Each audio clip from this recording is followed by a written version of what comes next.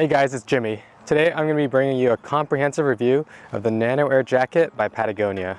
The Patagonia Nano-Air is a synthetic active layer that remains relatively warm but keeps you incredibly dry and comfortable. As you can see, this is the non-hooded version, although there is also a hooded version as well. This synthetic jacket is made from Patagonia's full range insulation, which is comparable but not quite as warm as the Primaloft Gold inside Patagonia's Nano Puff jacket. The full range insulation has two advantages over such synthetics. It has mechanical stretch and it is very breathable.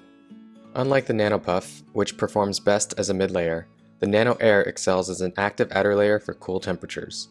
This is primarily due to the breathability of this jacket, which has an air permeability rating of 40 CFM, which means 40 cubic feet of air can pass through a square foot of fabric according to the ASTM D737 standard. I read an independent test report that suggests this air permeability figure is upwards of 170 CFM.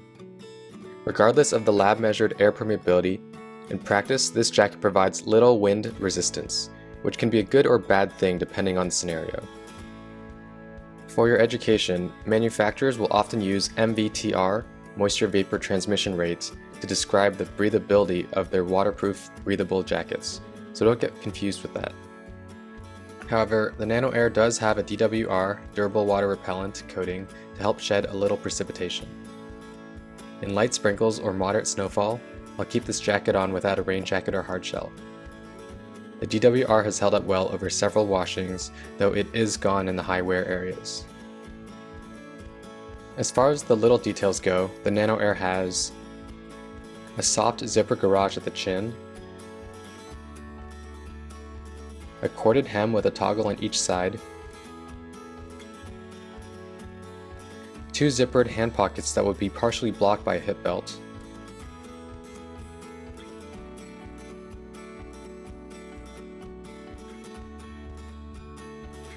zipper pulls for use with gloves, elasticized cuffs,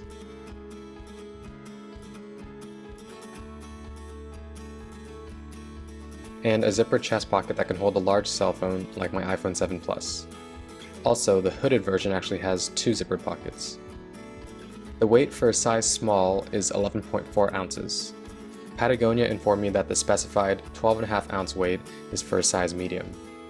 The MSRP of the non-hooded jacket is $249 and the hooded jacket is $299. However, this does come with Patagonia's ironclad guarantee. In addition, Patagonia has an image of being a socially responsible and environmentally friendly company, if that matters to you. Now let's talk about the things that I like about this jacket. Number one is fit. The small fits me perfectly. I'm 5'9", 155 pounds with a 37-inch chest and 31-inch waist. I like that the arms are cut high so that the jacket doesn't lift so much when I raise my arms. I think climbers will really appreciate this.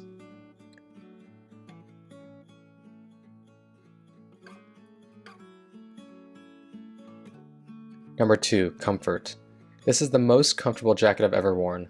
The mechanical stretch is fantastic and gives me full range of motion, and the breathability of the jacket helps keep me dry even when I do bursts of intense effort. The only way that it could be more comfortable is if it weighed half as much. Number 3, build quality. No stitches or seams have come undone yet after 8 months of considerable wear, which is a first for me. I suspect that the stretching helps disperse forces that would otherwise be concentrated at the seams. Number 4, compressibility.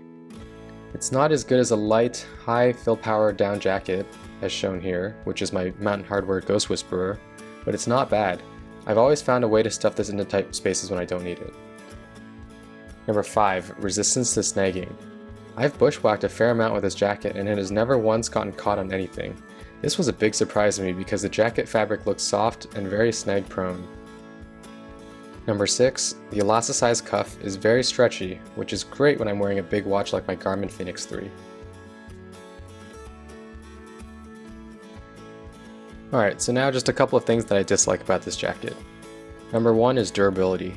Although the outer material manages to avoid snagging on anything, it is starting to pill in some of the higher wear areas, like the shoulders and waist, areas that my backpack will rub against. For the last 8 months, it's been my go-to jacket for fall and winter backpacking trips, and as a casual jacket in town. I feel as though I've put the jacket through more in this time than the average person would. Also, the jacket is pilling inside the hand pockets. Sometimes my fingers get a little dry around the fingernails and this catches on the soft fabric, which is the same material as the inside lining. Number 2 is breathability. Breathability is a double-edged sword. It's great when you're sweaty, but when it's very windy, the breathability of this jacket may be undesirable. In that scenario, you'll want to throw a windbreaker over this jacket. I've found that the Nano-Air jacket performs at its best in cool temperatures with low to moderate winds. It's hard to define an exact temperature range for this jacket, but for me, the Nano-Air by itself was comfortable from about 40 Fahrenheit down to 15 Fahrenheit, which is 5 Celsius down to minus 10 Celsius, and this was during periods of moderate exertion. Based on this review of the Nano-Air, you may be wondering whether you could achieve similar performance with just a fleece, or perhaps a fleece paired with a windbreaker. I think you can, but it will weigh a bit more. On the plus side, you get layering versatility out of the fleece and windbreaker combo, and not to mention the assortment of fleeces and windbreakers available on the market. Sometimes you just need a single jacket that does a bit of everything. Because it is the most comfortable active layer I've used to date, I find myself reaching for the Patagonia Nano-Air before any other jacket in my closet. Thanks for watching this review, and please feel free to leave me a comment in the section below.